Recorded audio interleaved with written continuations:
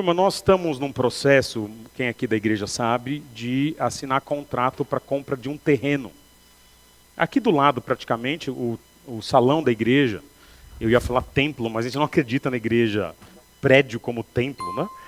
Mas o salão da igreja, esse espaço aqui tem ficado um pouco justo para todos nós, e é um antigo sonho da gente, ter uma propriedade própria em que a gente possa construir o prédio a partir da nossa ideia de igreja que nós temos, a nossa ideia de comunhão, de comunidade, de expressão de quem somos, do que cremos, das aulas que temos, do cafezinho que a gente faz. E estamos falta um pouquinho só para atingir o valor da entrada. Confesso que faltando 2 meses para terminar esse pagamento da entrada, eu sinto um friozinho na barriga, mas quando eu converso com o Andrés diz, Pedro, está tudo bem, e aí eu fico tranquilo, né, Andrés? Os irmãos se comprometeram diante de Deus com o valor e nós entendemos que deve ser tranquilo esse processo. Mas eu estou falando isso porque eu fico imaginando que vai chegar um dia, nós vamos reunir a igreja e vai dizer assim, estou especulando, imaginando. Irmãos, vamos orar que nessa semana nós assinamos o contrato e vai um empreiteiro lá no terreno e ele vai começar a cavar uns buraquinhos. O dia do alicerce. Você sabe que eu soube de uma história que tem igreja que coloca a Bíblia no alicerce. Já ouviram falar disso? Eu não entendo muito de construção, não sei se é bom para a obra ou não, né? Senão a gente faz tudo de Bíblia. Mas eu acho que talvez ferragem seja mais importante. Talvez a Bíblia aberta no culto tenha um uso um pouco melhor, né? Mas seja como for, irmãos, hoje é um pouco diferente do que nós estamos acostumados. Vai ser uma conversa. Vai ser uma aula a partir de um tema que é importante na teologia, já vou trazer para vocês.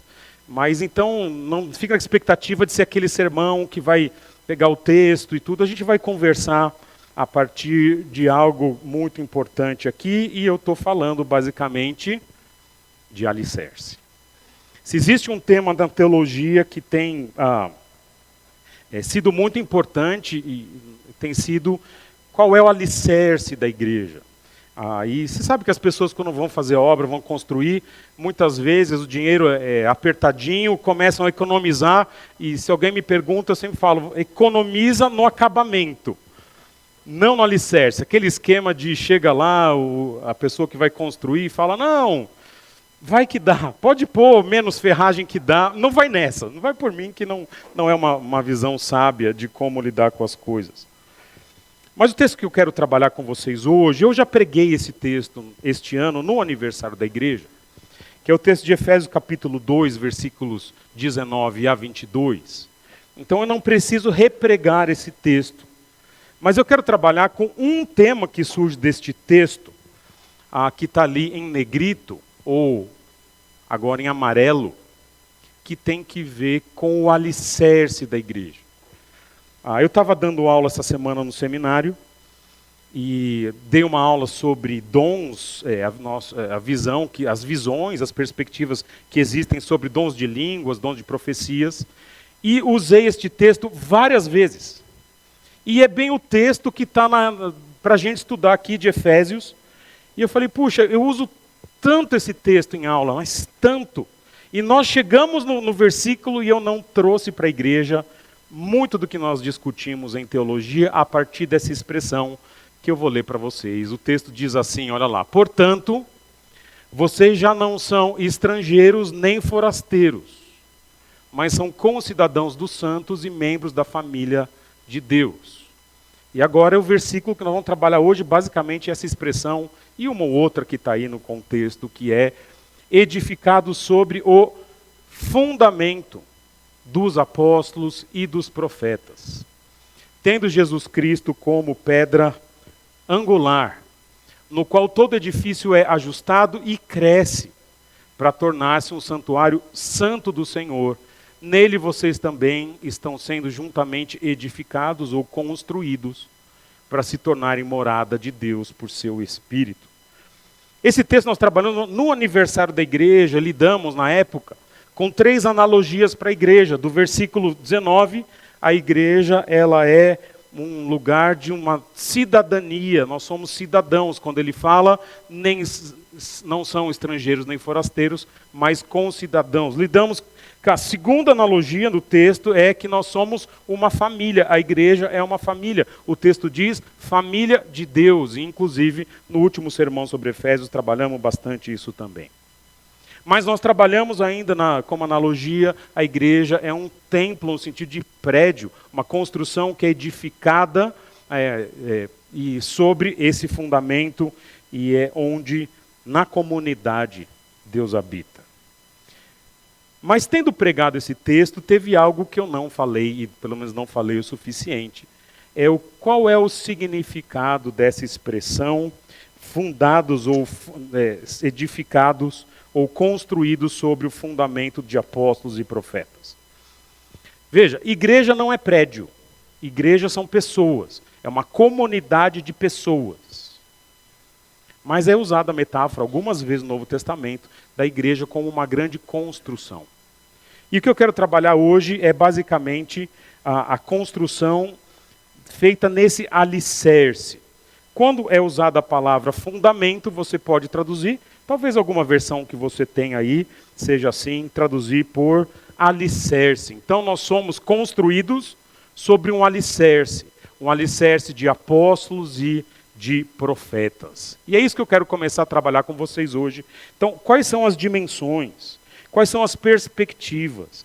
O que a gente entende que significa esse alicerce de apóstolos e profetas? Mais uma vez, não é um sermão, é uma conversa, talvez uma aula, um ensino sobre esse alicerce. E eu quero trabalhar então 5 perspectivas teológicas sobre esse alicerce. O que significa que somos edificados sobre fundamento de apóstolos e de profetas.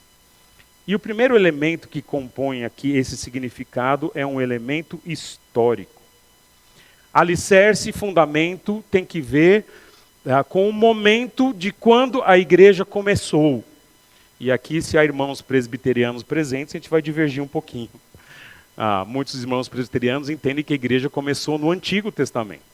Nós entendemos que a igreja começa no Novo Testamento. Isso é uma longa discussão que não convém aqui.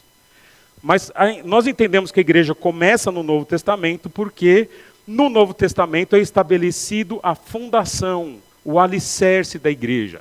E, sendo estabelecido o alicerce, veja, fala de o fundamento, o alicerce. A ideia de que é um. Não são vários alicerces. Ele é único. E quem que estabeleceu historicamente a igreja?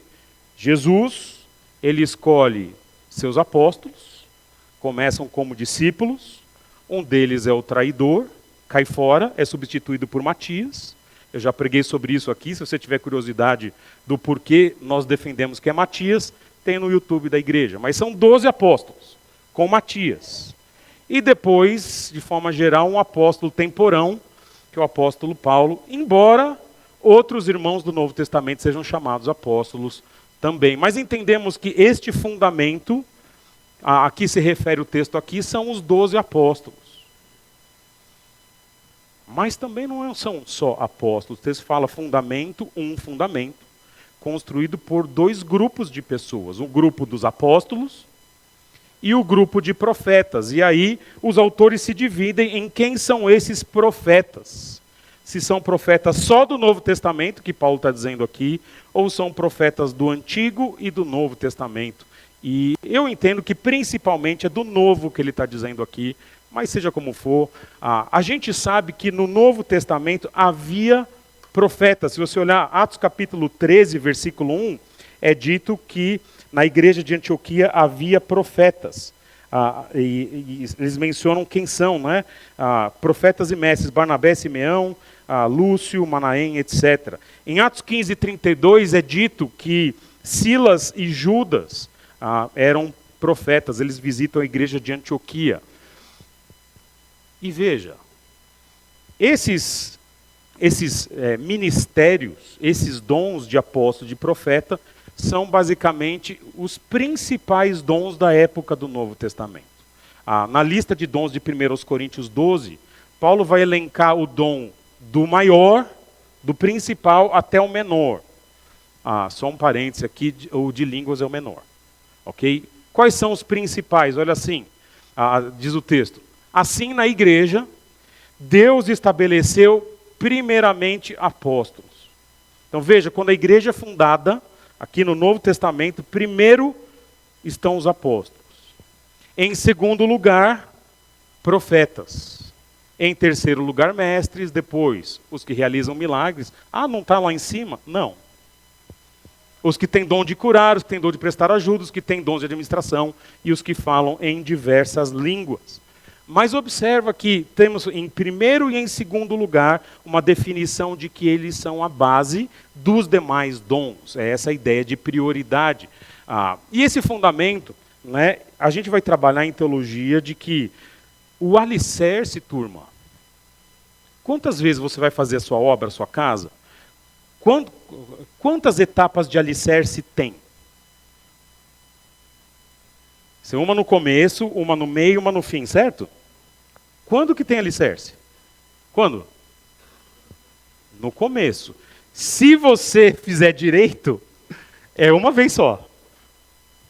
Mas a gente vai entender que em teologia, essa definição de alicerce de apóstolos e profetas é histórico, porque aconteceu uma vez só. E mais, nós entendemos que o dom do apostolado e o dom da profecia, uma vez construído o alicerce, não está mais disponível para a era da igreja. Você pode contestar essa informação, podemos um dia ter uma longa aula sobre isso. Dessa semana a aula foi de 2h30 sobre isso. Mas nós entendemos que, considerando-se que neste texto o alicerce é lançado uma única vez, e não se constrói alicerce sempre, isso significa que, uma vez encerrado o período de estabelecimento do alicerce, a gente só constrói em cima, não ao lado. O próprio apóstolo Paulo, ele menciona que em 1 Coríntios 3, falando do apostolado, entre outros temas, ele menciona que ninguém pode colocar um outro alicerce. Olha lá. Pois nós, ele está falando do apostolado, somos cooperadores de Deus. Então nós que estamos aqui cuidando de vocês como apóstolos, na igreja de Corinto ainda não havia pastores. Vocês são lavouras de Deus, edifício de Deus. Nós somos os cooperadores de Deus para vocês que são a lavoura e o edifício. Conforme a graça de Deus que me foi concedida, eu, como sábio construtor, apóstolo, lancei o alicerce. E agora falando de irmãos que estavam começando o processo de liderança na igreja de Corinto, ele menciona Apolo, por exemplo, e outro está construindo sobre ele. Contudo, veja cada um como constrói. E olha essa afirmação agora. Porque ninguém pode colocar outro alicerce além do que já está posto, que é Jesus Cristo, que vai aparecer no nosso texto aqui de Efésios. Jesus Cristo é uma pedra angular, que os apóstolos constroem o alicerce em cima. Mas esse é o alicerce, feito a partir de Jesus e dos apóstolos. E não há um segundo alicerce. E é nesse sentido, então, que eu tenho que entender a expressão fundamento, ou fundamentados, né, construídos sobre o alicerce de apóstolos e profetas. Olha lá. Essa é a primeira parte, digamos assim, a primeira camada de definição do que significa fundamento de apóstolos e profetas. É a parte histórica, que é como a igreja começou a partir do ministério dos 12 mais 1 e de profetas do Novo Testamento. Agora o texto, veja lá, o texto não fala só de como, desse significado histórico. Há outros elementos aqui. Primeiro, olha lá, segundo, na verdade. Tendo Jesus Cristo como pedra angular. A ideia de que não é um alicerce humano. Não são apóstolos que falaram da sua cabeça. Mas eles estão ancorados em alguém que os sustenta. Que é o próprio Jesus Cristo. Jesus é a fonte de onde veio a autoridade de apóstolos e profetas. Não é à toa, por exemplo, deve aparecer talvez em algum lugar aqui, que nos requisitos de quem podia ser apóstolo no Novo Testamento, essa pessoa precisava ter convivido pessoalmente com Jesus. Ah, mas e o apóstolo Paulo? Ele conviveu como um temporão na época do deserto na Arábia, Gálatas capítulo 1 e capítulo 2. Paulo conviveu com Jesus diretamente. Nós vamos ter ceia hoje aqui, o texto de 1 Coríntios 11, 23 diz assim: pois eu recebi do Senhor o que também vos entreguei. Isso que eu vou ensinar para vocês, não foi qualquer um que me passou, foi o próprio Jesus. Paulo diz isso em 1 Coríntios 11. Então, Jesus é a fonte dessa autoridade. Ele que escolhe e comissiona os 12. E quando Matias substitui Judas em Atos capítulo 1, finalzinho do capítulo 1 de Atos, a gente observa que Atos é um livro em que Jesus está muito presente. Não, tudo bem que foi sorteio, mas da ideia de que Jesus estava supervisionando o sorteio do novo apóstolo. E nós vamos entender porque a doutrina de apóstolos e de profetas vem diretamente de Deus e desse relacionamento com Jesus. Quando eles estão trazendo escritura para nós, essa revelação deles não contém erros, 100% confiável. Observa como que a gente trabalha isso nos conceitos de inspiração e de iluminação que eu vou trazer para vocês. Observe como é confiável o alicerce de apóstolos e profetas ancorados aqui na pessoa de Jesus Cristo, na pedra angular. Dá uma olhadinha aqui, olha lá. Jesus falando para os discípulos, João capítulo 16, versículo 13. Quando vier o Espírito da verdade, o Espírito vos guiará em toda a verdade. Então, quando o Espírito Santo desce em Atos 2, ele está guiando o grupo de apóstolos na verdade. Mas, olha o que Paulo diz a respeito das palavras que ele está trazendo para a igreja de Corinto. Delas também falamos, né, das coisas de Deus, não com palavras ensinadas pela sabedoria humana, mas com palavras ensinadas pelo Espírito. Quando um apóstolo está ensinando na Escritura, ele está ensinando a partir de palavras que ele aprendeu pelo Espírito. Ou em 1 Tessalonicenses 2,13, observa aqui. Também agradecemos a Deus por vocês, sem cessar. Pois ao receberem da nossa parte a palavra de Deus, vocês aceitaram não como palavra de homens, mas segundo verdadeiramente é, como palavra de Deus.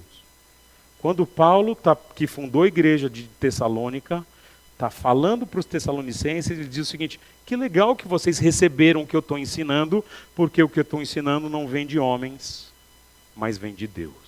E mais, observa, falando aqui em 2 Pedro capítulo 3, versículos 15 e 16, e esse texto é muito interessante, quando Pedro traz esse texto, ele vai dizer que Paulo escreve difícil, lembra desse texto?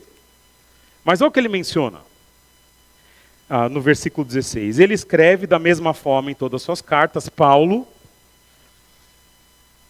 falando nelas destes assuntos, salvação e tudo mais.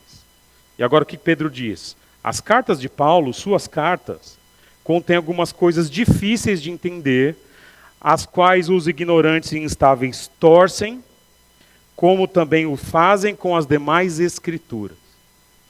Quando Pedro está lendo o apóstolo Paulo, ele está entendendo que o que Paulo está trazendo é equivalente a outros textos da Escritura, demais escrituras. E mais, quando em 1 Timóteo capítulo 5, versículo 18, o apóstolo Paulo cita algumas frases, ele cita uma de Deuteronômio, não amordace o boi quanto debulha o cereal, mas cita uma de Lucas, e diz, assim diz a Escritura. Então ele diz, tanto o texto de Deuteronômio é palavra de Deus, quanto o que Lucas estava escrevendo naquela época é palavra de Deus. Eles estão com a percepção de que o que está sendo revelado naquele momento da história é basicamente Deus falando através de apóstolos e profetas. Isso fica muito mais claro, falando de profetas agora, em 2 Pedro capítulo 1, versículos 20 e 21, que dizem assim: antes de mais nada, saibam que nenhuma profecia da Escritura provém de interpretação pessoal. Não fui a pessoa que escreveu lá da cabeça dele. Pois jamais a profecia teve origem na vontade humana. mas homens falaram da parte de Deus, impelidos pelo Espírito Santo. Então observa que, veja, é tão confiável que é Deus falando através dos profetas e dos apóstolos. Então, quando Jesus tem uma verdade que é revelada por um apóstolo e profeta, e isso é registrado na Escritura, e isso não tem erro. É absolutamente confiável, porque é de origem divina. Então, quando a gente fala que algo está no fundamento de apóstolos e profetas, nós estamos falando de algo absolutamente confiável. Agora, o que é esse algo? Dá uma olhadinha neste texto aqui, olha lá, no qual todo edifício é ajustado e cresce para tornar-se um santuário. Se você olhar esse texto aqui, não fica evidente que Paulo esteja falando de doutrina. O que ele quer dizer com cresce? É bem interessante, turma, que todos os textos citados aqui nessa conversa nossa aqui, eles mencionavam aspectos de verdade e aspectos doutrinários. Ju, liga para mim o ventilador, querido, por favor. João 6,13, que eu trouxe para vocês, fala da verdade. Está vendo como é doutrina aqui? Palavras ensinadas, doutrina. 1 Tessalonicenses, que nós citamos agora há pouco, vocês receberam como palavra de Deus um ensino. E 2 Pedro fala de profecia. Quando a gente fala fundamento de apóstolos e profetas, nós estamos falando de doutrina, de corpo doutrinário. Nas outras citações de Paulo que eu trouxe aqui, que eu não trouxe aqui, em Efésios capítulo 3, o contexto é todo doutrinário. Dá uma olhadinha aqui. Esse mistério não foi dado conhecer aos homens de outras gerações, mas foi revelado ao Espírito, aos santos apóstolos e profetas de Deus. Fala de mistério. Quando você olha o contexto, já nós vamos começar a pregar Efésios capítulo 3, o mistério é a relação entre igreja e Israel. A igreja do Novo Testamento. E Paulo está dizendo o seguinte, isso não foi dado a conhecer em outras gerações, mas agora foi revelado. Dá uma ideia de uma verdade que é trazida à tona aqui. E por isso que fala de revelado. Então o sentido é uma doutrina que não era conhecida e agora é conhecida.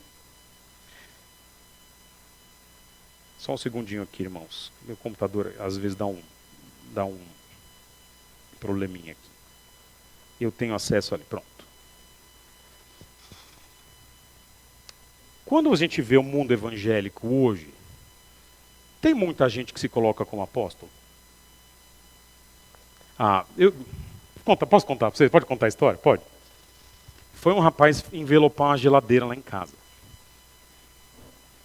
E ele foi lá. Isso, já sabe quem é o cara? Já sabe não? Eu vi não? Não? Desculpa, eu achei que... Eu não vou falar o nome. Tá? E ele era de uma igreja. Ele era de uma igreja muito pequena que tem aqui em Atibaia, dessas menores, assim, bem fundo de garagem, enfim. E ele falou o seguinte, descobriu que era pastor, não é? E começou a falar do movimento apostólico. E ele fala assim, o meu sonho é virar apóstolo. A igreja dele é uma das igrejas assim, mais malucas que eu já vi. Depois eu fui pesquisar, fiquei curioso com a conversa. E ele falava assim, porque você vê, né, o movimento de hoje, se a igreja não for apostólica, ela não vai para frente. Não?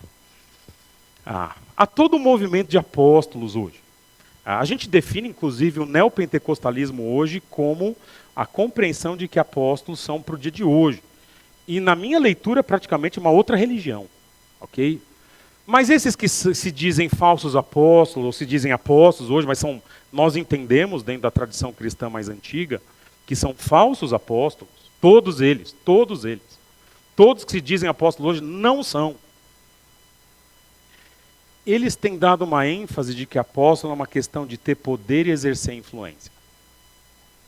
Quando você olha o Novo Testamento, apóstolo não é isso. Aliás, né, esses eu coloquei ali, que são apóstolos conhecidos aqui e ali, todos eles, sem exceção. Péssima doutrina. Péssima doutrina. Gente que, uma doutrina fora das Escrituras, que exalta o homem e não a Deus. Nas Escrituras, entretanto, apóstolo era aquele que, sim, fazia milagres, compunha o seu apostolado, conviveu com Jesus, mas eles tinham uma prerrogativa primariamente doutrinária. Eles ensinavam doutrina, apóstolos e profetas, revelavam doutrina. E quando você vê o texto que Jesus escolheu apóstolos, profetas, e aí depois ele diz pastores e mestres, observa que o texto fala de doutrina, olha lá, Efésios capítulo 4, versículo 11, pastor Cassiano. Eu pego no pé dele nesse texto, porque ele pregou esse texto nos homiléticos aqui. E ele designou alguns para apóstolos e outros para profetas, outros para evangelistas e outros para pastores e mestres. Só um parênteses aqui, nós entendemos que esses 4 compõem a história da igreja, mas apóstolos e profetas para o período da fundação da igreja. Evangelistas, pastores e mestres para o resto. Ok? Com o fim de... Por que Deus escolhe esses irmãos nessas funções e dons? Com o fim de preparar os santos para a obra do ministério, para que o corpo de Cristo seja edificado até que todos alcancemos o quê? A unidade da fé e do conhecimento. É doutrina. Apóstolos e profetas e depois as outras classes aqui lidam com doutrina, com informação. E no texto, Filipe, texto que você pregou, o propósito é que não sejamos como crianças levados de um lado para o outro, pelas ondas, nem jogados para cá e para lá, por todo o vento de doutrina. Quando me perguntam, por exemplo, o que um pastor faz, a obra, trabalho, o ministério principal de um pastor é o ensino, é a doutrina. Isso é pastorear o rebanho em grande medida. É claro que a gente cuida de quem está sofrendo, mas cuida como? Cuida ensinando doutrina. Cuida de quem está passando lutas no casamento, cuida como? Ensinando o que é certo e o que é errado, de várias formas. Ensinando, conversando, aconselhando, ensino público, o ensino prático, o exemplo. É isso que faz um pastor, porque vem de um ministério doutrinário de apóstolos e de profetas. Assim, o legado de apóstolos e profetas era doutrinário. E o que eles deixam para nós esse fundamento? Um alicerce doutrinário. Eu costumo dizer que se você é uma pessoa muito criativa, você tem lugar na teologia. Mas na teologia falada, não na teologia estudada. Talvez a pior qualificação para alguém que quer estudar doutrina é ser uma pessoa criativa.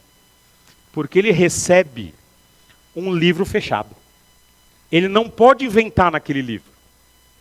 Eu usei a analogia, numa das aulas que eu dei recentemente, da tabela periódica. Não, eu não quero despertar o seu trauma de química. Mas você sabe o que é tabela periódica? Vocês sabem? O que tem na tabela periódica?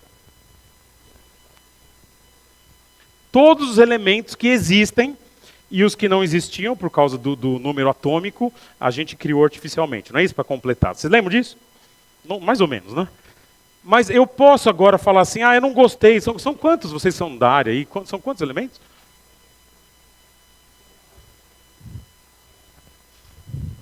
118, Jonathan? Ó. Pessoal, eu inventei o elemento 119. Não. Eu quero construir vidro a partir do elemento 120. Não pode, por que não pode? Porque não existe, está fechado o número. Eu vou ter que trabalhar na existência reorganizando essas coisas que estão lá na tabela periódica. Mas não consigo criar nada novo. É mais ou menos o que a gente faz com doutrina. Os apóstolos e profetas trouxeram para a gente uma tabela periódica e falaram, o que é doutrina é isso que está aqui. É daqui que você, no máximo, você pode reorganizar. Aí talvez uma criatividade limitada pode entrar. Mas eu tenho que trabalhar com algo que eles já me deram e eu não posso acrescentar e não posso tirar. Eu só posso reorganizar aquilo que eles deram. E um dos argumentos que a gente usa para dizer que os apóstolos de hoje, todos, não são apóstolos, é porque apóstolos e profetas tinham a prerrogativa de criar elementos na tabela periódica. E hoje não tem. A tabela periódica está encerrada. E quando que ela encerrou? No ano 95, quando morre o último apóstolo, João. E é interessante que nós temos bastante leitura de um dos discípulos de João, que é o último apóstolo a morrer. Ele morre entre o ano 93 e 95. Policarpo de Esmirna, ele foi discípulo de João, e ele poderia ter escrito doutrina. Vamos dar essa continuidade, mas não, ele sempre usou o que já estava escrito. Então, até a primeira geração de pais apostólicos só usa aquele corpo doutrinário que foi completo no dia que João encerrou ali o Apocalipse, que é o último versículo, o último livro do Novo Testamento. Então, tudo que nós temos hoje é o cânon fechado e ninguém pode se chamar apóstolo, porque ninguém pode acrescentar nenhuma verdade ao que já existe em doutrina. Eu estou dizendo isso, turma, numa igreja como a nossa, esse tipo de conversa é quase que irrelevante. Dizer que eu não preciso acrescentar nada. Mas quando você sai dessas paredes e anda por aí, e vai por mim que eu já andei bastante, há muita igreja que quando alguém recebe uma nova revelação, isso é tratado quase como que autoridade bíblica. É Deus falando, e eu posso dizer para você, não sei o que eu posso dizer, aquilo não tem força de palavra de Deus. A palavra de Deus é um livro, com 66 livros, e ela está fechada. E tem muita gente hoje perdendo tempo com doutrinas que não são da palavra de Deus. A gente usa também a expressão fundamento de apóstolos e profetas. Olha lá, quando diz no qual todo edifício é ajustado. Então, o edifício vai ser ajustado a partir desse alicerce. O que eu quero dizer com isso? Então, tendo o alicerce, tudo que eu posso fazer agora é construir em cima desse alicerce. Não em cima de outras coisas. E olha o que eu vou dizer. Eu estou perto aqui e ali. Nenhuma igreja, grupo ou pessoa pode lançar um outro alicerce. Só que o que você quer dizer, Pedro? É por isso que igrejas protestantes fizeram a reforma. ICAR significa, desculpem, eu não quero ofender ninguém, mas Igreja Católica Apostólica Romana. Nós entendemos que houve um desvio de finalidade da Igreja Católica Apostólica Romana, de onde veio a Igreja Protestante.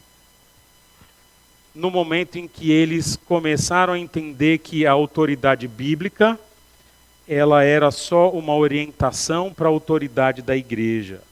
E a igreja tem autonomia para impor algumas ideias e tradições que não necessariamente encontram base na Escritura. Na Igreja Católica, pode-se fazer doutrina, pode-se fazer alicerce. O Papa, eventualmente, pode fazer isso quando se assenta na cátedra de Pedro, segundo eles. Então, daí surgem coisas que não são bíblicas, como a ideia de penitência, purgatório, embora eventualmente eles tentem usar algum texto para justificar esse tipo de prática. E a gente diz, não, o que você está fazendo é construído algo além do que já foi trazido para nós. Você só pode construir em cima e não ao lado disso. É por isso que nós não aceitamos como irmãos nem os mormons, nem as testemunhas de Jeová. Nós entendemos que eles estão perdidos, porque o Mormon tem o quê? Chamado Livro dos Mormons. Já viram? Já viram? Livro dos Mormons é uma ideia de que Deus se revelou a Joseph Smith, dos Mormons, não é isso? Eu confundo isso. E trouxe revelações, por exemplo, no Livro dos Mormons é dito que Jesus é irmão de Lúcifer e que um dia os dois irmãos que estavam brigados se reconciliarão. Pesado, né, galera? Meio pesado. As testemunhas de Jeová, elas falam que a Escritura tem autoridade, mas a Escritura deles, modificada arbitrariamente para defender um corpo doutrinário em que Jesus não é Deus.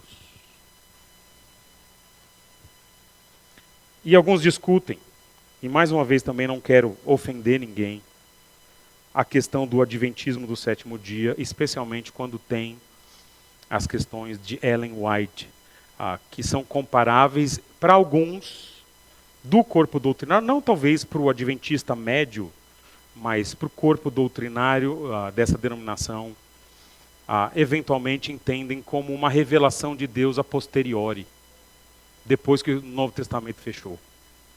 E nesse sentido, nós não compactuamos com essa ideia. Para nós, o Novo Testamento, o alicerce fechou no ano 95, com o livro do Apocalipse. Então, quando eu falo alicerce de apóstolos e profetas, eu tenho que tomar cuidado com grupos que estão lançando outros alicerces. E nós afirmamos, e aqui entram coisas interessantes, igrejas verdadeiras afirmam que a Escritura é a nossa única regra de fé e prática. Naquilo que corresponde à nossa fé, às questões de vida, de piedade, de amor ao Senhor, nas questões não orgânicas, não físicas do homem, nós entendemos que quem deve comandar é a Escritura e nada mais. Eu só construo em cima do que a Escritura foi revelada. Assim, quando alguém me pergunta a opinião sobre algo, e talvez pergunte a você, o que você pensa sobre o assunto que for o caso? Essa semana eu vou dar uma aula sobre aborto, por exemplo. O que você pensa, Pedro, sobre aborto? Eu tenho que observar, será que aborto é um tema bíblico? Porque se for um tema bíblico, eu vou ter que lidar com o que a revelação me traz. E isso para mim tem que ser autoridade. Não importa a preferência pessoal em qualquer que seja o tema. Então, eu coloquei aqui, para temas bíblicos, a atitude esperada de um crente é sujeição. Agora, a Bíblia lida com tudo que acontece na vida? Não lida com tudo. Para os temas não revelados na Escritura, eu posso ter a minha opinião, mas isso não exclui eu compreender também qual que é a sabedoria bíblica para eu desenvolver a minha opinião. Então observa, naquilo que é bíblico, sujeição à Escritura, goste ou não goste. Naquilo que a Escritura não lida, eu uso princípios para desenvolver a minha opinião. Temas bíblicos aqui. Ensino. Ensino de igreja, turma. Ensino é tema bíblico. É um pouco escandaloso, muitas vezes, ver igrejas usando outros materiais no sentido de fontes de autoridade. Eu poderia citar, por exemplo, veja, nós temos a nossa declaração de fé da igreja. Alguns batistas têm a declaração de fé de 1689. A igreja presbiteriana tem a confissão de fé de Westminster. São bons documentos, todos eles são bons documentos, mas nunca no nível de ser a fonte do meu ensino, porque a fonte do ensino tem que ser a Escritura. Nós entendemos aqui na nossa igreja, irmãos, que o aconselhamento naquelas coisas que não são orgânicas, que são corporais, ele precisa ser fundamentado na Escritura, porque é a Escritura que tem autoridade sobre a alma humana, sobre o que eu devo pensar, o que eu devo sentir. E quando lidamos também com pecados e questões disciplinares na igreja. Porque acontece, né, turma?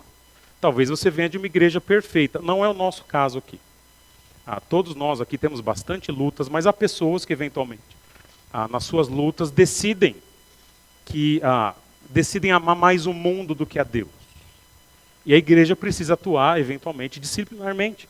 E a gente faz isso com base na Escritura. A gente lida com textos como Mateus 18. Se o seu irmão pecar, vá entre ti e ele só. Se ele se arrepender, ganhaste teu irmão. Se ele não te ouvir, vá com 2 ou 3 testemunhas. Se não ouvir as 2 ou 3, dize-o à igreja. E se ele não se arrepender, considera o gentio e publicano. Estou citando para vocês Mateus capítulo 18, versículos 15 em diante. Eventualmente a gente lida com questões assim, pessoas que precisam de uma disciplina bíblica, desde que seja bíblica e nos termos da Escritura. É pecado? Houve confrontação? Houve arrependimento? Não houve. Tudo isso é porque a Escritura tem autoridade para definir o que é certo e o que é errado e como que a igreja deveria trabalhar. Finalmente, nós entendemos que além de ser esse fundamento de apóstolos e profetas algo histórico, que significa como a igreja começou e foi fundada, confiável porque vem do próprio Jesus, que revelou verdades a apóstolos e profetas. Ela é doutrinária, eminentemente doutrinária, não uma questão de poder e influência. E traz autoridade para que a gente construa a forma de viver a vida a partir disso. nós entendemos ali, quando diz, nele vocês também estão sendo juntamente edificados. Que é o fundamento de apóstolos e profetas, essa doutrina, a escritura, é para todos os cristãos. E no caso aqui, quando ele fala vocês juntamente, mencionando gentios.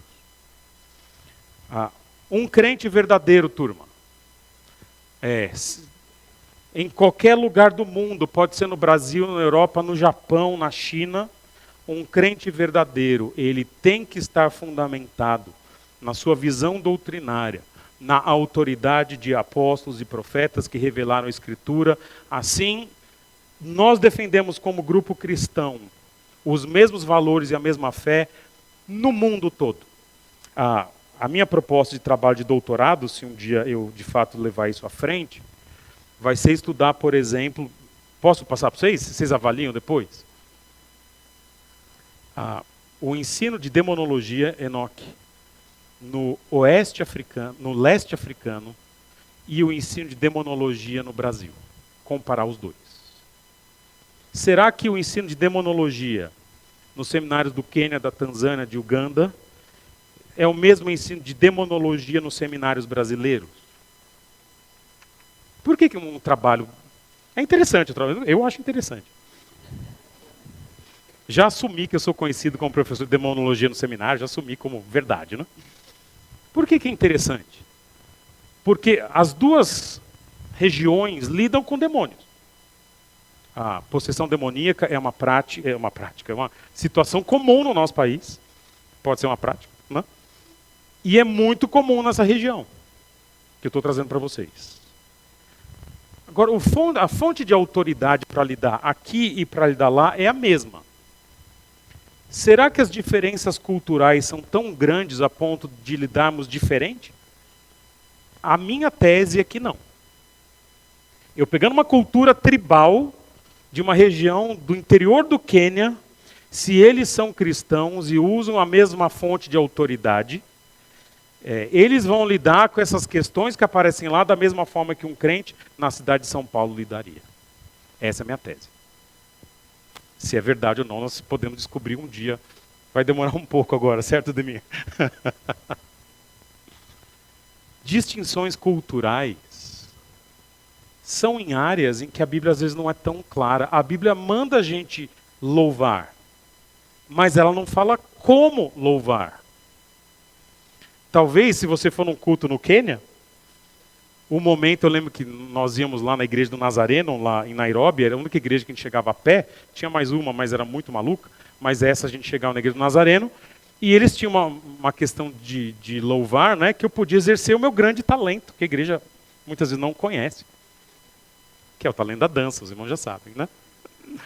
Porque quando cantava em Swahili, que é a língua comum das tribos ali, o céu descia, que nem o céu desceu hoje na música aqui. Mas eu não espero que, numa área não tão revelada na Escritura, as questões do nosso louvor aqui vão ser iguais ali. Não espero isso. Agora, quando alguém abre a Escritura e abre o texto, as aplicações são diferentes, porque há realidades do dia a dia que são distintas, levemente distintas. Mas o princípio do texto é o mesmo. Aliás, os teólogos africanos são excelentes, e eu amo ler teologia africana. Então nós estamos falando de que é universal, todos os cristãos em todos os lugares. E eu quero terminar a nossa conversa aqui, depois eu vou abrir para perguntas, se houver, falando de algumas implicações de que o alicerce é histórico, ele é confiável, ele é doutrinário, eminentemente doutrinário, ele tem autoridade e ele é para todos os cristãos primeiro. Primeira implicação. Isso ficou muito forte quando eu fui ordenado ao ministério pastoral há 11 anos atrás, 10 anos atrás.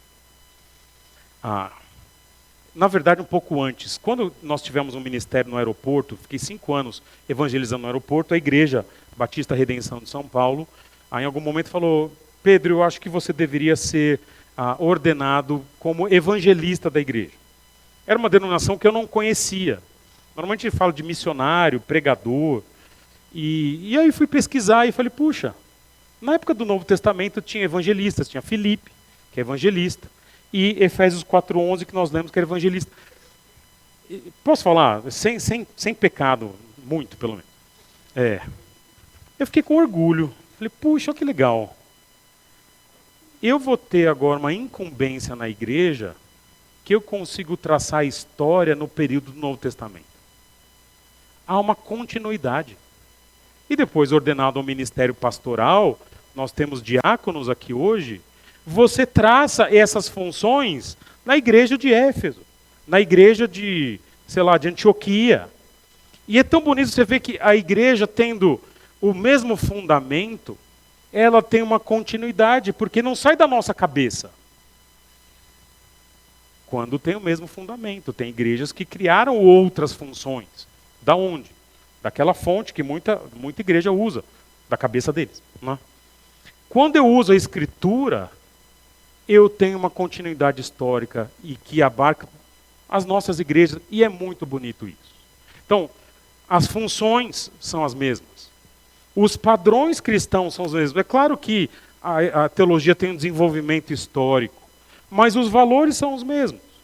Se você perguntar para um cristão de 500 anos atrás, quem define o que é família? O cristão vai falar, de 500 anos atrás para cá, né? Protestante. Senão, antes ele falaria igreja católica, veio uma distorção. Né? Quem define, depois da reforma protestante, quem define o que é família? A escritura. E o que é uma família na escritura? Ela é um casal que pode ou não ter filhos. Isso é uma família. Por que é definida assim? Porque a escritura é assim. Esse tipo de coisa vai unindo os cristãos ao longo das gerações. A gente fala muito dos desafios das universidades. E demoniza muitas vezes a universidade dizendo o seguinte, é a universidade que desencaminha o jovem. Não é. O que desencaminha o jovem é o seu coração corrupto. A universidade é um dos ambientes em que esse tipo de corrupção interior nossa, ele é incentivado. Porque quando eu olho a escritura e vejo a história da igreja, eu vejo, olha, a história da igreja é cheia de recortes. Mas nunca ninguém chegou, você já viu gente assim, né? Essa cultura de debate bem complicada, mas que fala assim, eu vou provar que o cristianismo é uma farsa. Cara, eu estou 2000 anos cansado disso daí. Faz 2000 anos que estão tentando comprovar a farsa do cristianismo e pasmem, não conseguem. Porque há algo além de argumentos. Nós temos algo que foi muito bem construído num alicerce muito firme. É um alicerce, veja, eu tenho para mim, Marcão, se você olhar esse piso diferente aqui, que se um dia vier um terremoto sobre o Brasil, acho que não vai vir, né? Que esse prédio da igreja aqui, ele vai cair. Ele não tem ferragem nesse prédio. Mas tem uma coisa que vai ficar. O que vai ficar? Fica, galera, se vier o terremoto, não sai correndo, vem para cá. Né? Fica aqui, dessa coluna aqui, tá vendo que agora está branquinha? Porque nós fizemos um alicerce, se você olhar depois, vai aqui, começa no Marcão, vai até o Felipe, vai o Ives até ali, ó. Tudo esse piso diferente aqui é alicerce. Com uma ferragem enorme. Ó, céu e terra passarão, mas essa coluna aqui vai ficar. Quando o alicerce é firme e a gente constrói em cima, aquilo fica turma. A Bíblia fala que diz o tolo em seu coração, não a Deus. O que eu estou dizendo? Alguém que é um ateu que desafia o cristianismo, eu tenho um rótulo bíblico que eu posso dar para ele. Ele é tolo. E eu falo isso dizendo de alguém que veio do meio acadêmico. Né? Então, eu tenho que entender onde está a tolice. Talvez na sofisticação do argumento falho. Mas se você olhar, o argumento é falho. Mas sabendo que há um alicerce, nós temos uma solidez argumentativa e apologética. A igreja foi testada em 2000 anos e, pasmem, vai muito bem, obrigado. Se o alicerce de fato é esse que nós estamos defendendo de apóstolos e profetas, há o princípio da infalibilidade. Não é só que ele não erra, Ele não conduz alguém ao erro. Quando eu ouço o texto bíblico, e aplico, ao aplicar eu não erro. Puxa, Pedro, mas tem tanta gente que se converteu, perdeu o casamento, porque se tornou um crente verdadeiro. Tudo bem. Mas essa pessoa que se tornou um crente verdadeiro e amou a sua esposa em obediência à Escritura, ele não errou. É que uma das consequências do mundo caído é que pessoas não aceitam a verdade. Mas é assim que funciona muitas vezes. Eu aplico a Escritura, e ainda que dê tudo errado, ao aplicar a Escritura corretamente, eu não falho. Embora eu possa passar muitas lutas e dores. E isso tem que ver com esses elementos do alicerce. Finalmente. Este mais um só. Quando eu falo de um alicerce de apóstolos e profetas bíblicos, todos já morreram. Esses hoje, que se colocam como apóstolos, como mestres, reveladores de coisas novas, eu posso com muita tranquilidade dizer, isso não é verdade. O que você está falando não é verdade. A gente começa a ter uma percepção de quem a gente pode estar junto e quem a gente não pode. Desvios bíblicos não são normais para um crente.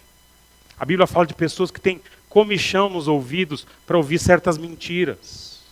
E isso vai mostrando um pouco da natureza, e outros para pregar certas mentiras. E uma vez estabelecida uma teologia da Escritura, eu consigo lidar com a falsa religião. Porque a Bíblia já... Eu vejo o apóstolo Paulo, nós já lidamos, Atos capítulo 20. Não é o ensino de um apóstolo que garante que a igreja vai ser sempre fiel. O apóstolo Paulo, para os pastores que ele ordenou, trouxe ao ministério, em Atos 20 diz assim, do meio de vocês sairão lobos vorazes, que não pouparão o rebanho, do meio de vocês, pastores que eu treinei. Mas ele pode dizer isso, que são falsos pastores, porque ele tem a Escritura que ele mesmo trouxe como apóstolo. E a gente tem também, eu posso dizer para alguém, você está errado, por quê? Por causa disso que a Escritura revela. E finalmente, é o mesmo alicerce que nos dá como igrejas, falando do outro lado, igrejas, irmãos, que a gente pode cooperar. Mesmo que eventualmente tenha uma doutrina diferente aqui e ali. Quando a gente fala que é uma igreja que prega a Escritura, que vive a Escritura, que ama o Senhor, eu posso dizer, é meu irmão em Cristo. Vamos fazer parceria, se der. Se não der, a gente só come coxinha e toma refrigerante. Junto. Crente faz muito isso também. Tendo as mesmas bases, nós somos a Igreja Universal. Se você já teve a oportunidade de visitar igrejas em outros países, eu estive em alguns lugares em igrejas, estive no Sudão, em Khartoum, uma igreja internacional, gente do mundo todo, no meio do deserto, inclusive no fim do culto teve uma tempestade de areia. Não reclama do dia seco. É tão gostoso. Você vê gente que Deus salvou na Polônia, que salvou no Uruguai, que salvou no Brasil, que salvou... onde há gente, onde há evangelho sendo pregado, há uma igreja construída sobre as mesmas bases. E isso é o céu na terra. Nós temos muita comunhão, irmãos, com várias igrejas aqui em Atibaia. Não no mesmo nível, com todas, porque algumas têm perspectivas até doutrinárias diferentes, mas temos muita comunhão com muitas igrejas. E é muito especial sentar junto, às vezes, com outros pastores. E pastor tem uma coisa, né? Pastor tem um imã, né? A gente fica junto aqui. Eu olho para um pastor de outra igreja e falo, cara, eu sinto por você as suas dores. E ele olha para mim e fala, Pedro, eu sinto as suas também. Mas eu sinto por ele também as vitórias dele. Feliz quando a igreja que ama o Senhor está bem. E eu costumo dizer que aqui em Atibaia, as igrejas têm que estar bem, porque quando as igrejas estão bem, a nossa igreja também está bem e o reino está bem. E são igrejas em que temos uma doutrina fundamentada nas mesmas coisas. Não todas. Há igrejas que não têm doutrina fundamentada nas mesmas coisas. E a gente pode, às vezes, ter uma aproximação, mas sem grandes ilusões. Mas a universalidade é uma das consequências de que somos fundamentados na doutrina de apóstolos e profetas.